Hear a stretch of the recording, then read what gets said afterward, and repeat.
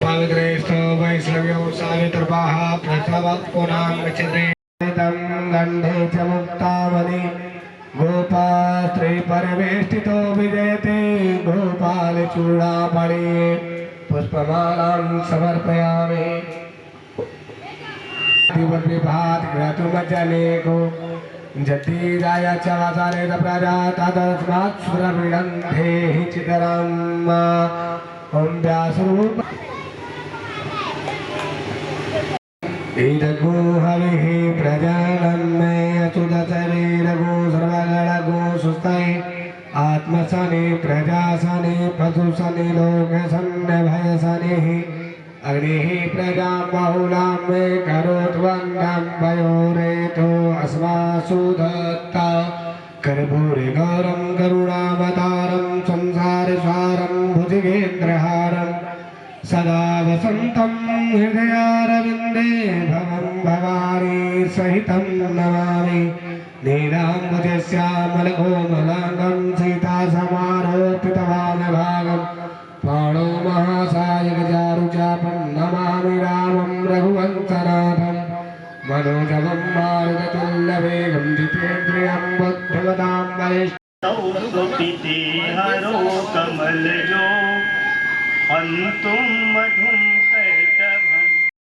दधतीं घनांसबिल सक्षताशुतुल्य प्रभां गौरी देह समुदय भवाम त्रिजगताम् आधारभूता महा पूर्वामृषरश्वती मनु भजे शुम्भादिदैत्यार्दनी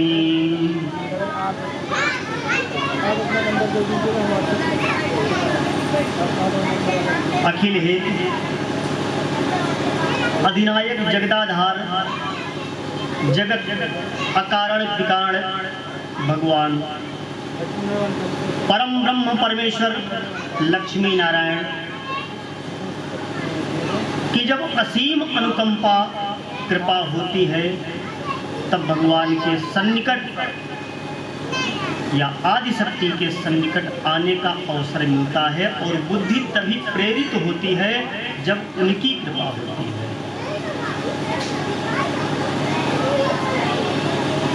जब तक उनकी कृपा नहीं होगी तब तक कुछ भी नहीं हो सकता और उनकी कृपा से ही सब कुछ संभव है। व्यास जी महाभारत की रचना करते हैं और महाभारत की रचना करने के बाद व्यास जी के मन में असंतोष है।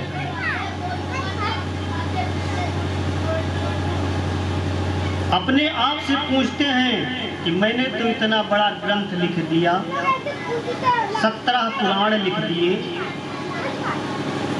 फिर भी हमारे मन में असंतोष है। क्या करें? अपने आप को समझ नहीं पा रहे हैं। इतने में भगवान की कृपा होती है।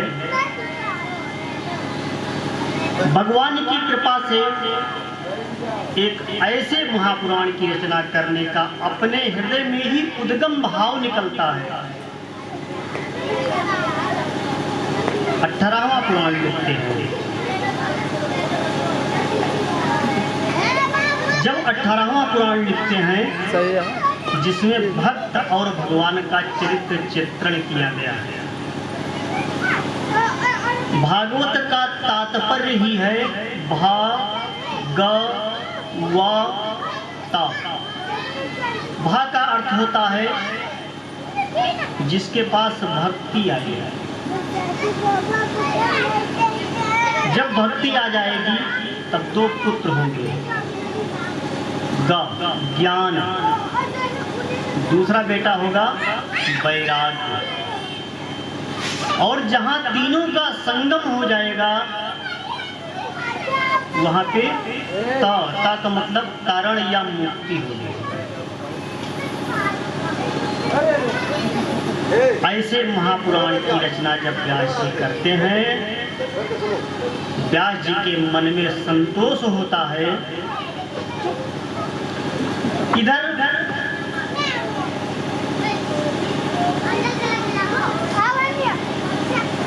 कलयुग का आवागमन या कलयुग का आगमन होता है। महाभारत का प्रसंग समाप्त होता है और उस महाभारत के प्रसंग के बाद दुर्योधन मृत प्राय पड़ा हुआ है उसी कुरुक्षेत्र में।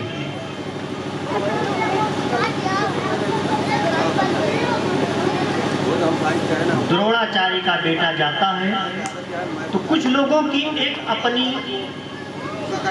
दूसरों के प्रति सहानुभूति दिखाने की आदत होती है। जाकर के दुर्योधन के पास अश्वत्थामा पहुंचता है और बड़े प्रेम से कहता है, मित्र मैंने आपका नमक खाया, आपका हम क्या लाभ कर सकते हैं, किस प्रकार से आपका कार्य सिद्ध कर सकते हैं।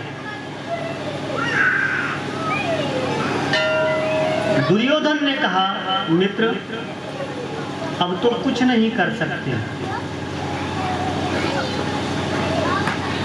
पांडव 5 थे, 5 में से एक भी नहीं मारा गया और हम 100 भाई थे, 100 में से कोई बचा भी नहीं। यदि आप मेरा कार्य सिद्ध करना ही चाहते हैं तो 5 पांडवों के सिर को काट कर ले आओ। अश्वत्थामा ने संकल्प किया। काकउलूकन न्याय के अनुसार, काकउलूकन न्याय का अर्थ होता है उल्लू रात में निकलता है और कौए दिन में। एक बार एक कौवा ने सोचा कि हम सभी उल्लू के झुंड पर हमला कर देंगे और सबको मार देंगे। इस प्रकार से कहा, अकेला हूं, एक एक के ऊपर हमला करेंगे। ऐसा विचार बना करके कौए ने उल्लू के ऊपर अलग अलग हमला किया, सबका वध कर दिया। वो न्याय लेकर के, वो सिद्धांत लेकर के अश्वत्थामा हाथ में खड्ग लेता है और खड्ग लेकर के पांडवों के शिविर में प्रवेश करता है। जब उस शिविर में प्रवेश करता है जहां पे 5 पांडव सोते थे, भगवान की कुछ असीम ही कृपा थी, क्योंकि एक नियम है, जाको राखे साइया मार सके ना कोई, बाल न बांका कर सके जो जग बली हो। अश्वत्थामा हाथ में खड्ग लेकर के पांडवों के शिविर में प्रवेश करता है। देव योग से भगवान कृष्ण उस दिन पांडवों को अपने साथ लेकर के अन्यत्र चले गए थे और जहां पे पांडव सोते थे उनके बिस्तर पर उनके 5 बेटे सोए थे। रात्रि का समय था। अश्वत्थामा ने कुछ नहीं देखा, हाथ में खड्ग लिया और 5 पांडवों के बिस्तर पे सोते हुए 5 पांडवों के बेटे का वध कर दिया। रस्सी में पिरो करके सबके मुंडों को एक झोले में रख करके और ला करके दुर्योधन कर दिया। कहा, मित्र आपने एक को कहा था, मैंने 5 पांडवों का सिर काट दिया। रात्रि का समय था। दुर्योधन एक सिर को लिया, हाथ में इस तरीके से दबा करके तोड़ दिया, दूसरा किया, तीसरा किया। 5 का सिर जब तोड़ दिया, चीत्कार करके दुर्योधन रो पड़ा। कहा, अश्वत्थामा तुमने ये क्या किया? मेरे वंशज में किसी को जल देने वाला भी नहीं छोड़ा। ये तो पांडव नहीं है, पांडव के पुत्र हैं। पांडव में मैं सबके सिर को चोड़ कर सकता हूं, लेकिन भीम के सिर को नहीं तोड़ सकता। ये पांडव नहीं है। रो पड़ा और इस प्रकार से रोते हुए वहीं पे उसका शरीर छूट गया। बाद में जब पांडव आते हैं, पुत्रों के मृत्यु पर दुखी होती हुई द्रौपदी बिलखती है, रोती है। अर्जुन प्रतिज्ञा कर लेते हैं कि मैं ऐसे हत्यारे को उसका वध कर दूंगा जिन्होंने सोते हुए बालक का हत्या किया हो। ब्राह्मण का हत्या करना, स्त्री का वध करना, ये सब गौ हत्या के बराबर होती है। गौ का वध करना ये सब गौ हत्या के बराबर होती है। अर्जुन ने संकल्प कर लिया कि मुझे अब इसका वध कर ही देना है। अर्जुन धनुष बाण लेकर के निकल गए, अश्वत्थामा को पकड़ लिया और पकड़ करके अपने रथ में बांध करके घसीटते हुए खींचते हुए ला रहे हैं। जैसे ही द्रौपदी के सामने लाया, द्रौपदी चीत्कार करके रो पड़ती है और कहती है, सा मुंच मुंच छोड़ दो, छोड़ दो। ये तो द्रोणाचार्य के रूप में आपके गुरुदेव हैं, छोड़ दो। आपको जो धनुर्विद्या दिया आपके गुरु जी ने दिया, उन्हीं के रूप में मुझे तो पति का अवलंब प्राप्त है, लेकिन आपके गुरु माता कृपी को कोई अवलंब भी नहीं प्राप्त है। सिर्फ एक बेटा ही है, इसको मार देंगे फिर अवलंब क्या मिलेगा। पांचों पांडव एकत्र हुए। भगवान कृष्ण ने कहा, अर्जुन अपनी प्रतिज्ञा पूरा करो।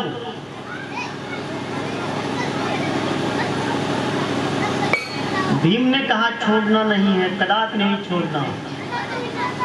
द्रौपदी कहती है, नहीं छोड़ दीजिए। धर्मराज जी कहते हैं, छोड़ दीजिए। भगवान ने अर्जुन से कहा, अपनी दोनों प्रतिज्ञा को पूरा करो। आपने वध करने के लिए संकल्प किया था, इसका वध कर दो। द्रौपदी जो कहती है यह भी सत्य कहती है, इसको छोड़ दो। अब दोनों में से असमंजस हो गया कि इसको मार दिया जाए या छोड़ दिया जाए। भगवान ने याद कराया अर्जुन को कि हे अर्जुन, आपने गीता का भाष्य सुना है, गीता का उपदेश सुना है, मेरे सच्चे शिष्य हैं, इसलिए दोनों का पालन करो, दोनों नियम का पालन करना चाहिए।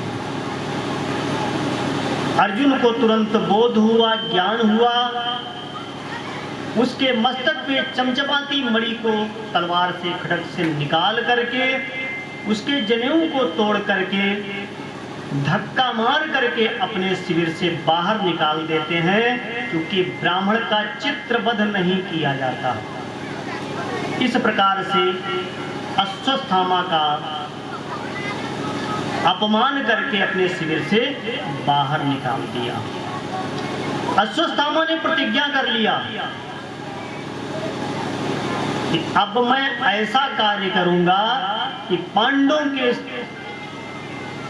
वंशज में किसी को हम जल देने के योग्य नहीं छोड़ेंगे। बोलो वृंदावन बिहारी लाल की। पांडवों के वंशज में हम किसी को जल देने के योग्य नहीं छोड़ेंगे।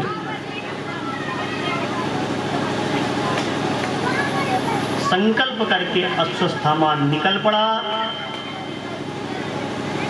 द्रोणाचार्य जी ने ब्रह्मास्त्र चलाने की शिक्षा सिर्फ अर्जुन को दिया था और अपने पुत्र अश्वत्थामा को दिया था, लेकिन लौटाने की शिक्षा सिर्फ अर्जुन को ही ज्ञान था, अश्वत्थामा को ज्ञान नहीं था। अश्वत्थामा ने घबरा करके आवेश में आकर के वो ब्रह्मास्त्र चला दिया। कहां पे चलाया? अभिमन्यु की पत्नी जो थी उत्तरा, उसके ऊपर चला दिया। क्योंकि उत्तरा बाल विधवा है। अभिमन्यु का 16 वर्ष की अवस्था में विवाह के थोड़े समय के बाद ही वध हो गया था। उस उत्तरा के उदर पे चला दिया। इधर पांडवों को राज्य दिला करके भगवान बाएं हाथ से रथ को पकड़ के रथ पे सवार होने जा रहे हैं और दूसरे हाथ से सभी को अभय मुद्रा प्रदान कर रहे हैं, आशीर्वाद दे रहे हैं। दौड़ी दौड़ी कुंती आई। भगवान ने कहा बुआ कुछ वरदान मांग लो। कुंती ने अपनी झोली फैलाई, कहा देना ही है तो मेरी इस झोली में दुख ही दुख डाल दो। भगवान कहते हैं कि दुनिया सुख मांगती है, धन मांगती है, वैभव मांगती है, पुत्र पौत्रादि मांगती है, लेकिन आप अब भी आपका दुख से पेट नहीं भरा। जन्म हुआ, नाम पड़ा प्रथा, पालन कहीं और हुआ, विवाह के बाद पति मिला वो भी पी लिया करोगी। भगवत कृपा हुई, जैसे देवताओं के आशीर्वाद से संतान प्राप्त हो गई। संतान प्राप्त होने के बाद शत्रुता बढ़ी। शत्रुता बढ़ने के बाद फिर भी 12 वर्ष वनवास, एक बार अज्ञातवास काटने के बाद भी, इतने दुखों झेलने के बाद अब भी तेरा पेट नहीं भरा। कुंती कहती है भगवान जब मेरे पास दुख था तब आप मेरे पास थे, जब मेरे पास सुख आ गया, राज्य आ गया, तब आप हमसे दूर जा रहे हैं।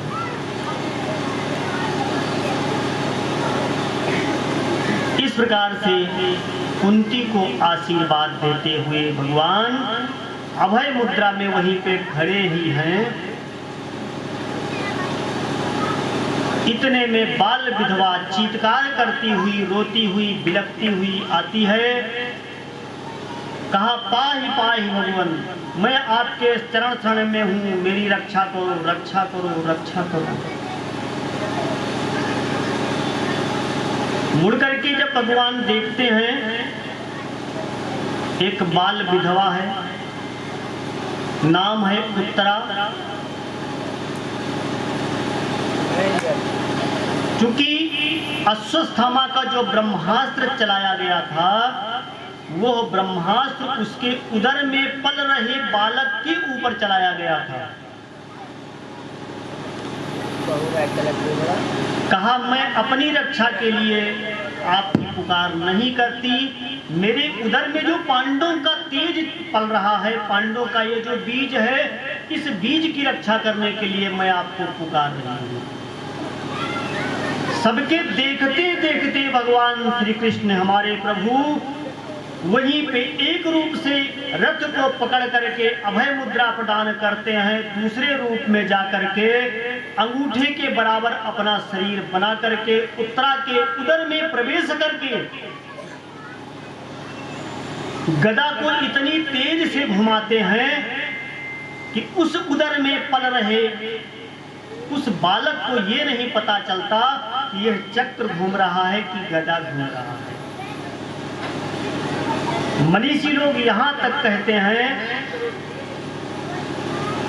कि अश्वत्थामा के द्वारा चलाए गए उस ब्रह्मास्त्र से उस बालक का शरीर तो दग्ध हो गया,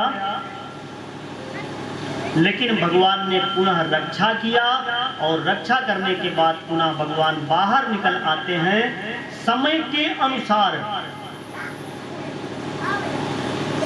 उस बालक का जन्म होता है। जन्म होने के बाद पांडव मनीषियों को बुलाते हैं, विद्वानों को बुलाते हैं, भगवान का नाम लेकर के झाड़ा लगवाते हुए, अभिषेक इत्यादि करते हुए विद्वानों से कुंडली का प्रभाव पूछते हैं कि हमारे यहाँ जो लाला जन्म लिया है, ये बालक जो जन्म लिया है, इसकी कुंडली कैसी है। मनीषी कुंडलियों की व्याख्या करते हुए कहते ये तो चक्रवर्ती राजा होगा, सामान्य राजा नहीं, चक्रवर्ती राजा होगा। बहुत बड़ा भगवत भक्त होगा, गुरु भक्त होगा, ब्राह्मण भक्त होगा, प्रजापालक होगा, बहुत सारे गुण इसमें होंगे। सब कुछ होने के बाद इस बालक में एक गलती हो जाए,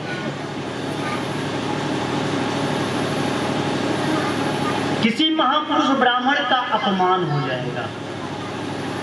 उस महापुरुष के अपमान से साबित होगा समय के अनुसार बालक बड़ा हुआ। बालक बड़ा होने के बाद पांडव अपने मुकुट को उठा करके अभिषेक करते हुए और पांडव हिमालय गमन कर जाते हैं। हिमालय में जाकर के, क्योंकि पांडव जो थे ये अकेले नहीं थे,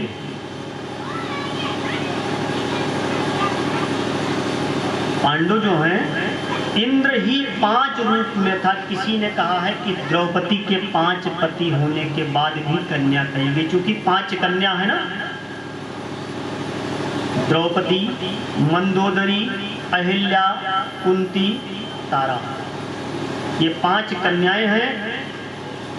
ये एक के बाद दूसरा विवाह भी किए, तीसरा विवाह भी किए, फिर भी इनका कुंवारित्व नष्ट नहीं हुआ, एक कन्या ही कही गई, पंचकन्या। जिस प्रकार से मंदोदरी भी रावण के मृत्यु के बाद भगवान राम के आदेश के अनुसार विभीषण से विवाह करके शेष जीवन विभीषण के साथ भगवान के चरण शरण में लगाती है। ऐसा वाल्मीकि रामायण साक्षी है। बोलो वृंदावन बिहारी लाल की। राजा परीक्षित सिंहासन को प्राप्त करके जरासंध के द्वारा अधर्म से संचित मुकुट कली को वरदान दिया कि आपको 4 स्थान हम देते हैं। कथा प्रसंग बहुत बड़ी है, लेकिन साल्ट में ही चलते रहिए। राजा परीक्षित कली को मारना चाहे कि हमारे राज्य से बाहर निकल जाओ।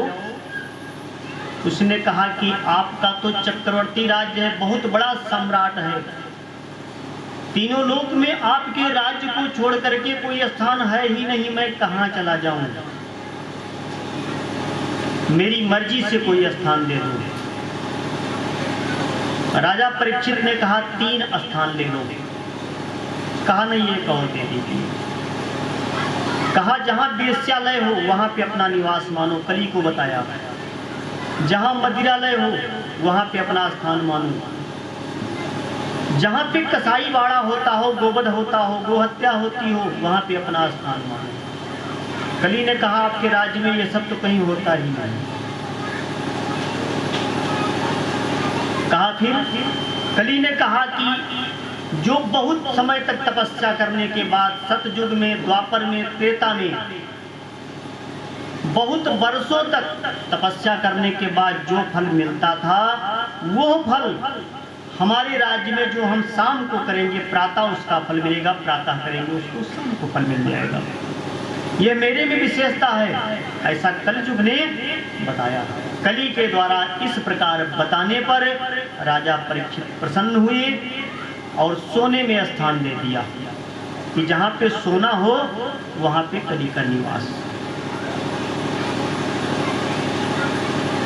जैसे ही सोने में स्थान दिया, जरासंध का मुकुट उस समय राजा परीक्षित के सिर पे लगा हुआ था, चूंकि अधर्म से संचित था वो मुकुट।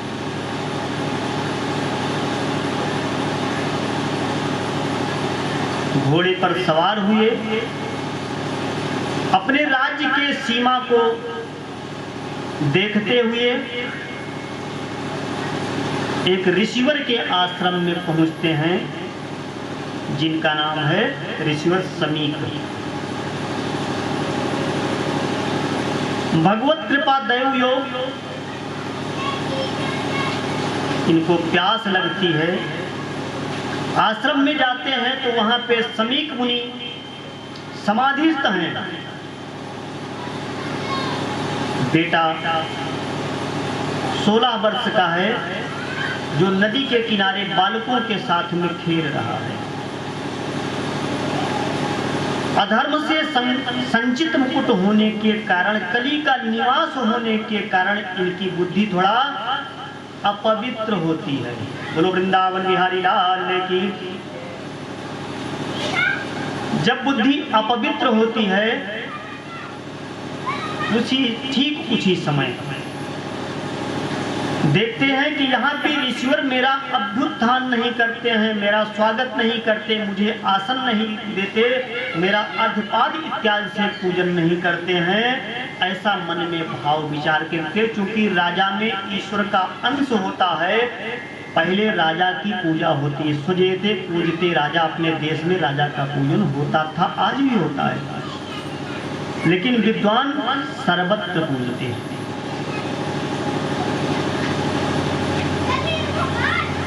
बुद्धि अपवित्र हुई, धनुष के बाण जो होता है, बाण से ऐसे नोक से उठा करके एक मरा हुआ सांप उठाया और समीक मुनि के गले में लपेट दिया।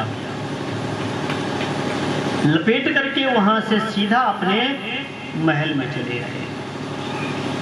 जैसे ही वो मुकुट उतार करके बाहर रखते हैं, ज्ञान हुआ मुझसे बहुत बड़ा अपराध हो गया, बहुत बड़ी गलती हो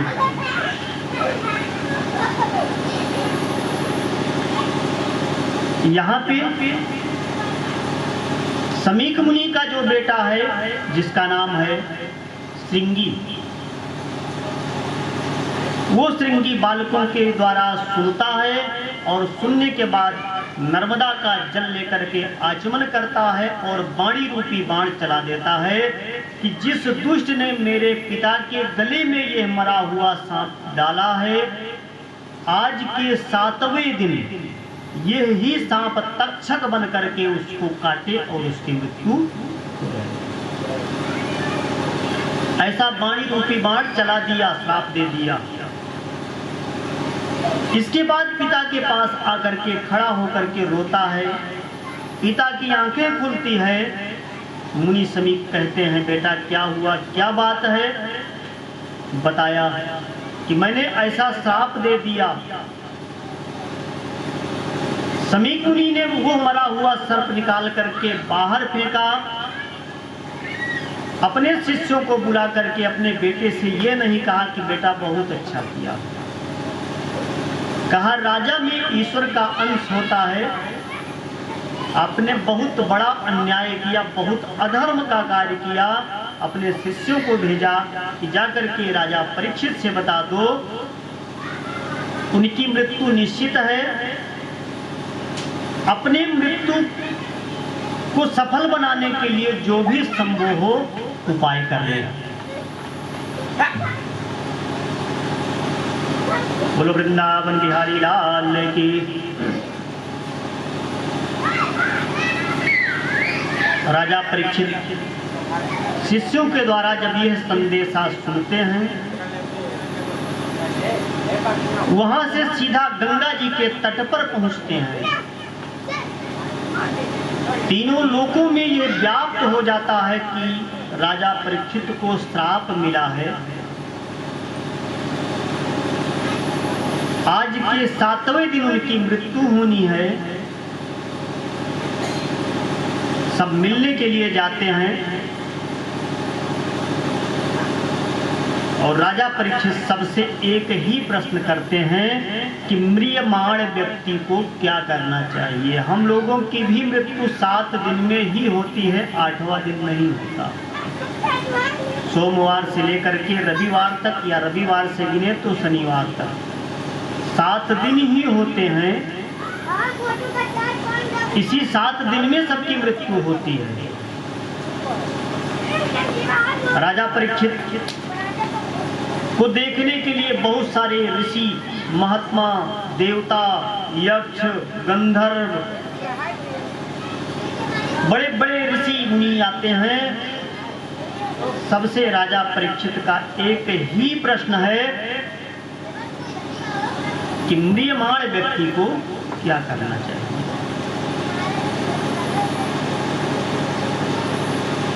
सब लोग अपने अपने मन के द्वारा जो भी समस्या का समाधान निकले ऐसा लोग बताते हैं। कोई कहता महामृत्युंजय का जप करना चाहिए, कोई नवार्ण मंत्र का जप बताता, कोई कुछ बताता। इस प्रकार से बहुत सारे तंत्र मंत्र यंत्र और पूजा विधान को लोग बताते हैं। अंत में आकाश मार्ग से विचरण करते हुए भगवान के रूप में सुखदेव भगवान का प्रादुर्भाव होता है।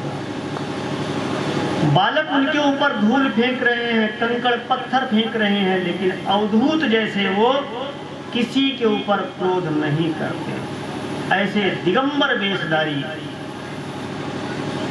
सुखदेव जी का पदार्पण होता है। यही प्रश्न जब सुखदेव जी से किया, उन्होंने स्पष्ट कर दिया कि भगवान के गुणानुवाद से, भागवत रूपी कथा से आपकी मुक्ति है। वहीं पे गंगा जी के किनारे व्यास मंच बनता है। सुखदेव जी अनवरत जल प्रवाह, जिस प्रकार से जल प्रवाह होता है ऐसे कथा का अनवरत प्रवाह होता चलता है। सुखदेव जी कथा सुनाते हैं, राजा परीक्षित बैठ करके कथा सुनते हैं। जब कथा पूर्णता की तरफ पहुंचती है, सुखदेव जी ने जितने प्रश्न किए सबका उत्तर एक दूसरे से उत्तर प्रत्युत्तर होता रहा। सुखदेव जी का अंतिम प्रश्न था कि आपके द्वारा पूछे गए सारे प्रश्नों का उत्तर मैंने दिया, अब मेरे एक प्रश्न का उत्तर दीजिए। अभी श्रृंगी के द्वारा प्रेरित वो तक्षक आएगा, आपको काटेगा, क्या आपकी मृत्यु होगी या नहीं? राजा परीक्षित कहते हैं कि हे भगवान, यह आत्मा अजर अमर है। जिस प्रकार से हम एक वस्त्र को परित्याग करके निकाल करके दूसरा वस्त्र पहनते हैं जीर्ण होने पर, उसी प्रकार से यह आत्मा अजर है, अमर है, अनित्य है। ये ना पैदा होती है ना मरती है। मेरा ये शरीर नष्ट होगा।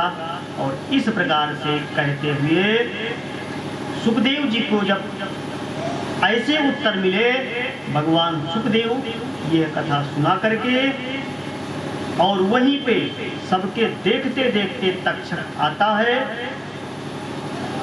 और एक पुष्प के रूप में, उसमें छोटा सा रूप बना करके उसमें प्रवेश करता है। ब्राह्मण लोग वहां पे पहुंचते हैं, आशीर्वाद के रूप में पुष्प दिया जाता है। जैसे ही वो पुष्प सुखदेव जी, राजा परीक्षित जी अपने हाथ में लेकर के नाक से लगाते हैं, तक्षक वहीं पे प्रकट होकर के उनके नाक में काटता है, उनका शरीर जल करके भस्म होता है। भगवान के पार्षद भगवान का विमान आता है और उसी पे बैठ करके राजा परीक्षित भगवान के परम धाम को जाते हैं। बोलो वृंदावन बिहारी लाल की।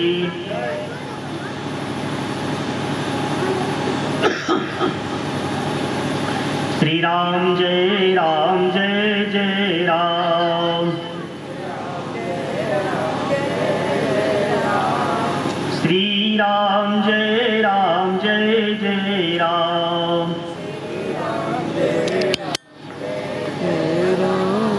श्री राम जय राम, जय जय राम। जय जय विघ्न हरण हनुमान।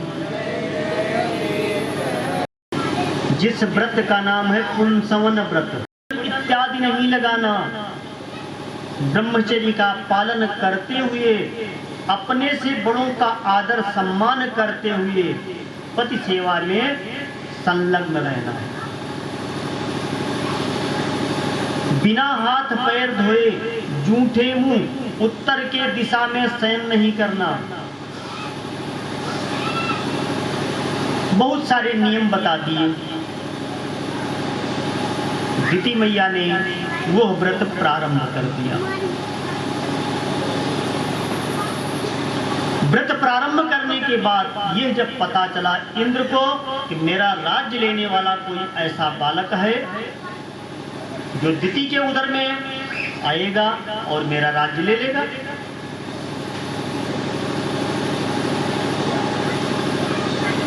इंद्र जाकर के दिति मैया से कहते हैं, मैया मेरे मन में बड़ी श्रद्धा है, मैं आपकी सेवा करना चाहता हूँ। कहा ठीक है, अच्छी बात है, भक्ति है, करिए। इंद्र सेवा करने नहीं आए थे, वो तो मौका देखने आए थे। एक दिन, 2 दिन, 4 दिन, इस प्रकार से महीनों बीत गए। इंद्र को सेवा करते, लेकिन दिति से कोई गलती नहीं हुई। एक दिन दिति मैया से कई गलतियां एक साथ हो जाती है। बिना हाथ पैर धोए जूठे मुंह उत्तर के दिशा में जमीन पर शयन कर गई दिति मैया। इंद्र को मौका मिला, छोटा सा रूप बना करके हाथ में वज्र ले करके दिति मैया के उदर में इंद्र प्रवेश कर गए। प्रवेश करने के बाद उस गर्भ के, एक गर्भ के 7 टुकड़े कर दिए। जब वो बालक नहीं मरे, पुनः एक एक टुकड़े के 7 टुकड़े किए। बालकों ने कहा, हम तो आपके भाई हैं, मुझसे आपको क्या शत्रुता। इंद्र वहां से बाहर निकल आए। जब चूंकि पुंसवन व्रत के प्रभाव से वो अजर और अमर हो गए थे। जन्म हुआ तो 1-2 बालक नहीं हुए, 7 हुए, 7 बराबर 49 हुए। जब जन्म हुआ, दिति मैया ने पति से पूछा, ऋषिवर मैंने एक संतान मांगी थी और ये 49 कहां से आ गए। ऋषिवर ने कहा, आपके व्रत में कुछ कमी हुई, इंद्र से पूछो। इंद्र से पूछा, कहा मैया एक दिन आपके व्रत में कुछ कमियां हुई, जिस कमियों के प्रभाव से मैंने उदर में प्रवेश करके एक के 7 टुकड़े, 7 के फिर 7 टुकड़े करते हुए 49 हो गए। दिति मैया ने कहा, इतना मैं क्या करूंगी, तू ही ले जा। ऐसा कह करके इंद्र को समर्पण कर दिया। वो इंद्र ने अपने साथ में मिला लिया। जन्म उनका दिति मैया के उदर से, और इंद्र ने स्वीकार किया, इसलिए वो मरुत चले 49 देवता कहलाए। बोलो वृंदावन बिहारी लाल के।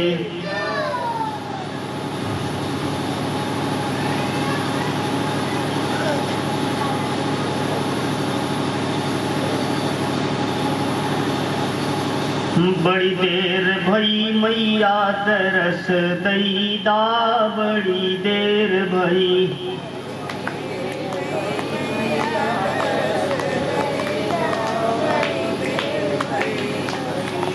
बड़ी देर भई मैया दरस दैदा, बड़ी देर भई।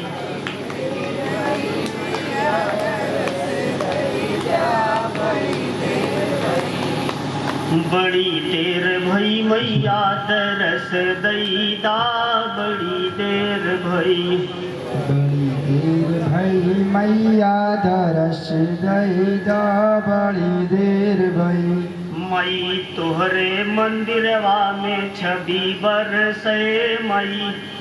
तुहरे मंदिरवा में 26 बरसे मई। तुम्हें देखे ताइन नयन तरसे, बड़ी देर भई। तुम्हें देखन ताइन नयन तरसे, बड़ी देर भई। बड़ी देर भई मैया तरस दैदा, बड़ी देर भई। बड़ी देर भई मैया दरस दई द, बड़ी देर भई। जगदम्बे हे अम्बे जगत जननी, जगदम्बे हे अम्बे जगत जननी, जगदम्बे हे अम्बे जगत जननी, मयि दारिण विपति हरणी, बड़ी देर भई, बड़ी देर भई मैया दरस दैदा, बड़ी देर भई। बोलो वृंदावन बिहारी लाल की जय जय। मैत्रेय जी पुनः कह रहे हैं, एक बार भगवान विष्णु अपने क्षीर सागर में लक्ष्मी जी के साथ में निवास कर रहे हैं। नारद से रहा नहीं गया।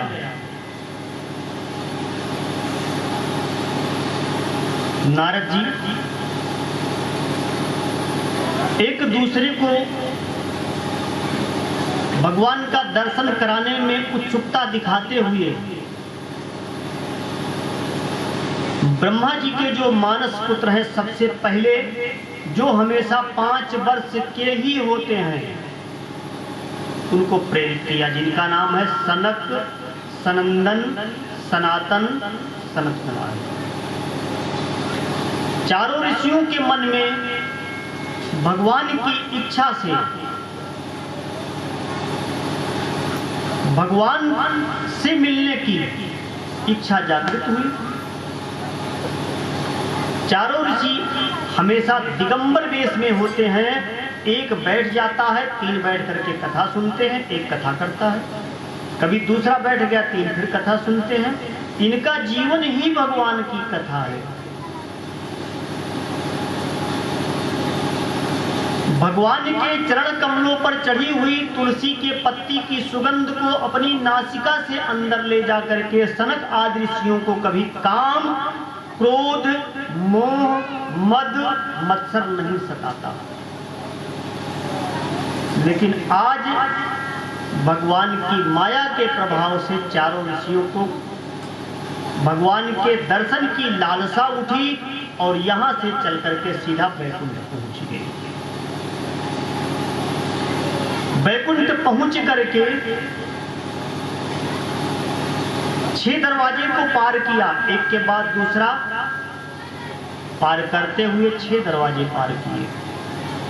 7वें दरवाजे को जैसे ही पार करना चाहे, वहीं पे भगवान के जो पहरेदार थे 2, जिनका नाम है जय और विजय, दंड लगा दिया। भगवान एकांत निवास कर रहे हैं, आप अंदर नहीं जा सकते।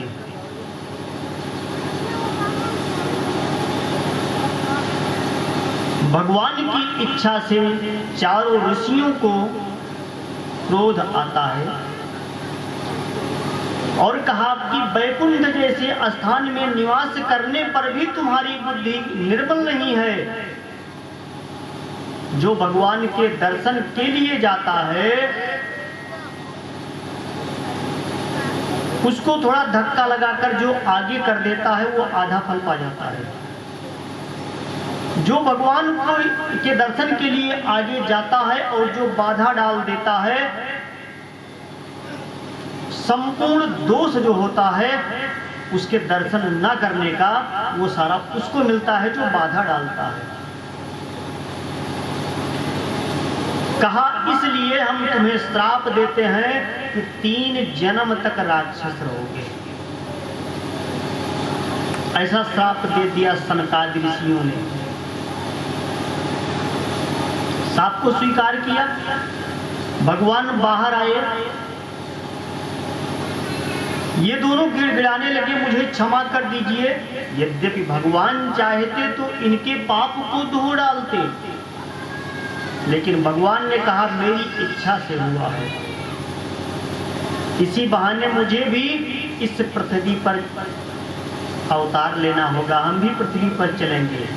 ये हमारा शरीर इतना पवित्र है, मानव का शरीर। हम स्नान करने के बाद जब भगवान के लिए पुष्प तोड़ते हैं तो वह पुष्प हमारे शरीर पर ही चढ़ जाता है। इसलिए स्नान करने के पूर्व पुष्प तोड़ना चाहिए। स्नान के बाद पुष्प तोड़ने पर देवता लोग स्वीकार नहीं करते। इतना पवित्र हमारा ये मानव शरीर है।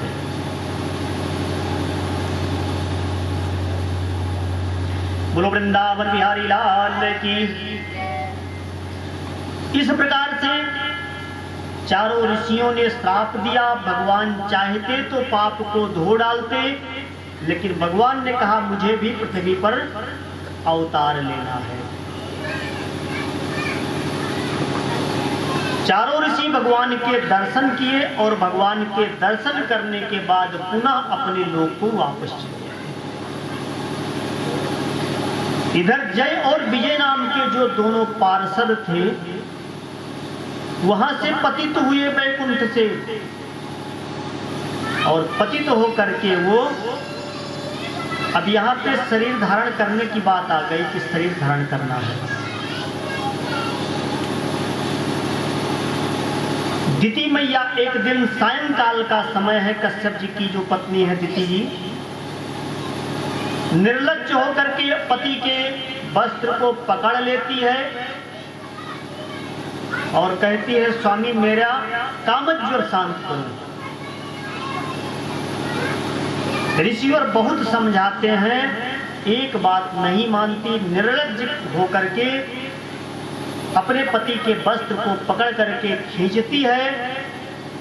ऋषिवर कहते हैं भगवान की जैसी इच्छा, भगवत इच्छा मान करके दिति मैया का कामज्वर शांत किया। स्नान इत्यादि करके संध्या वंदन करने के लिए जैसे ही बैठे, कामज्वर शांत होने के बाद दिति मैया अपने पति के चरणों में गिर पड़ती है और कहती है मुझसे बहुत बड़ा अपराध हुआ, मुझे क्षमा कर दीजिए।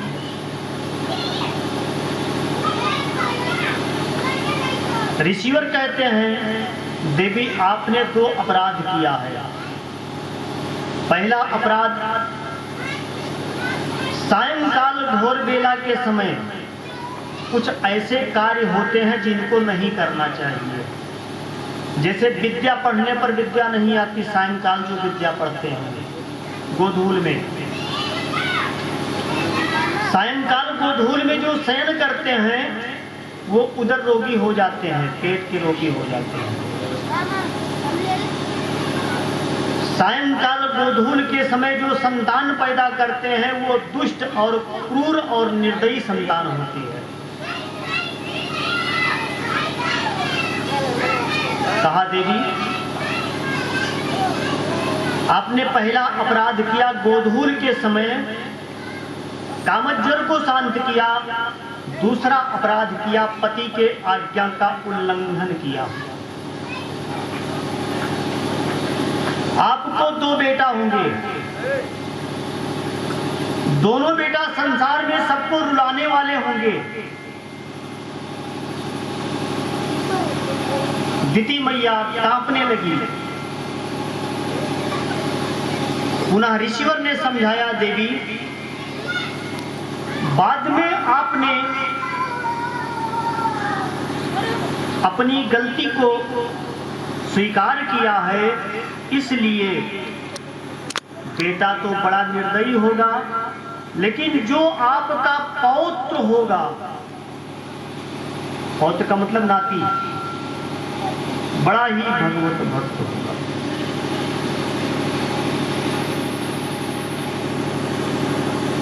पुनः ऋषिवर कहते हैं आपके जो दोनों बेटे होंगे उन बेटों का वध भी भगवान श्री हरि अपने हाथों से करेंगे। यह सुनकर दिति मैया को थोड़ा सांत्वना मिला। उधर बैकुंठ से पतित होते हुए जय और विजय नाम के दोनों पार्षद कश्यप जी के शरीर में प्रवेश करते हुए दिति मैया के उदर में प्रवेश कर जाते हैं। ऋषि पत्नियां, देवताओं की पत्नियां और राक्षसों की पत्नियां अपने गर्भ को जब तक चाहें तब तक धारण करें, जब चाहें तब उनको जन्म दे दें। इनके पास इतना अधिकार या इनके पास सामर्थ्य होती थी है। दिति मैया ने डर के कारण अपने उदर में उन बालकों को 100 वर्ष तक धारण करके रखा। 1-2 दिन नहीं, साल नहीं, 100 वर्ष तक। 100 वर्ष व्यतीत होने के बाद एक दिन आकाश में सभी तरफ उल्कापात होने लगा, पृथ्वी तारा का उदय होने लगा, धूल भरी आंधियां चलने लगी। गाय के स्तन से दूध के स्थान